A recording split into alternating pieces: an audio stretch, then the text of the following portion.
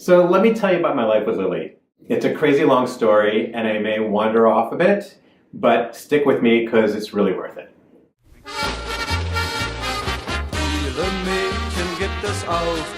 So here I am, a stylist in New York. I'm having fond memories of my G.I. Joe and his elaborate wardrobe, who I saw more as a fashion icon than a soldier. As I'm already a collector, I'm thinking, what is my next collection?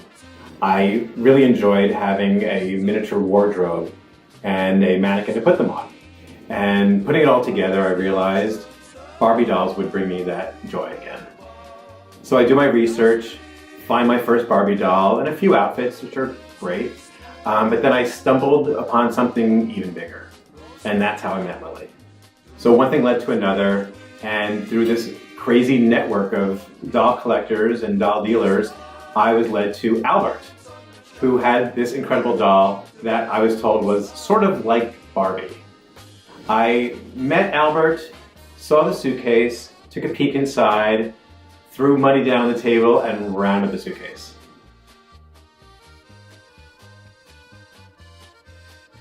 So this is Lilli. And before you are the 50 outfits made in the 1950s. And they range from ballet outfits to a wedding dress. We've got organza gowns, a peignoir set, summer dresses, there's wool coats, there's crazy cats running around, there's peasant top here. Just it's a complete world. So I had one goal in mind, and that was to find out more about this doll named Lilli. While researching on my own everything I could find out about Lilli, which wasn't much, sadly, out of the blue, in the mail arrives a book from Albert, filled with fashion clippings from the 50s and 60s. And on the very first page it says, Lilli, a 12-inch fashion doll made in Germany. I couldn't believe I had struck gold, and I called Helena, who originally led me to Albert, and asked her whatever she could remember about the woman who sold her this doll. And she said that the clothes were made by a woman named Constance, who was still living in Florida, and ended up getting her contact information, phoned her, and Constance told me everything she knew about Lilli. She bought it in New York City on 57th Street at Polk's Hobby Shop in 1956. Here's the kicker. Barbie made her debut in 1959, so you do the math. Lilli was the first fashion icon.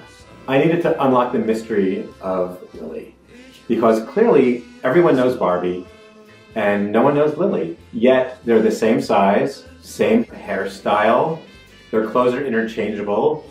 It seems that Barbie has gone on to fame and fortune and Lilli is left at the customs in Germany. My investigation continues. I call Polk's Hobby Shop, which is still in business, and find the original owner who remembers selling Lilli. Remember, this is before Barbie, so young girls weren't used to 12-inch fashion dolls. And very few people bought them except for Constance, and we all know where that led.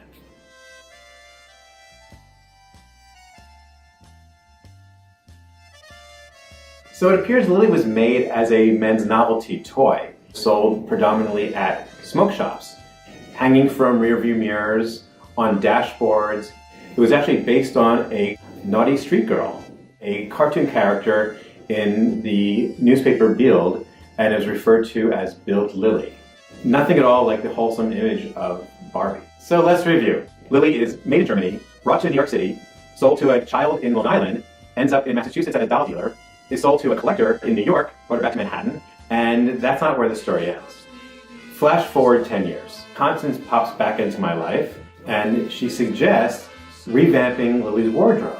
Mind you, this is the 1990s, 40 years after Constance made the first outfits for Lilli. So of course I say yes, and I can't wait to see what she comes up with. Just as impeccably made, with beautiful accessories. And check this out. This was a Christian Lacroix bodice and skirt in black and white with period lace, and even an original petticoat sewn right in.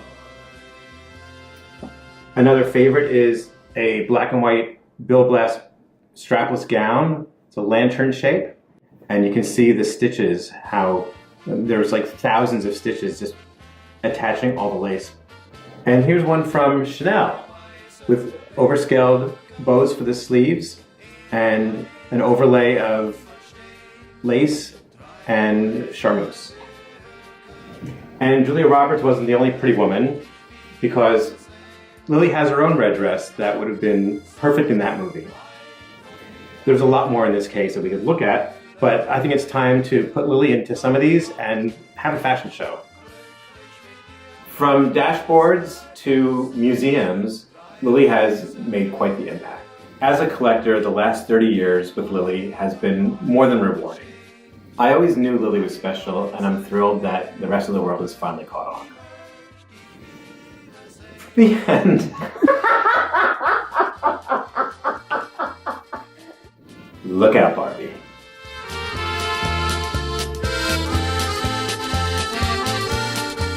What started out as a great mystery has turned into uncovering a rich history.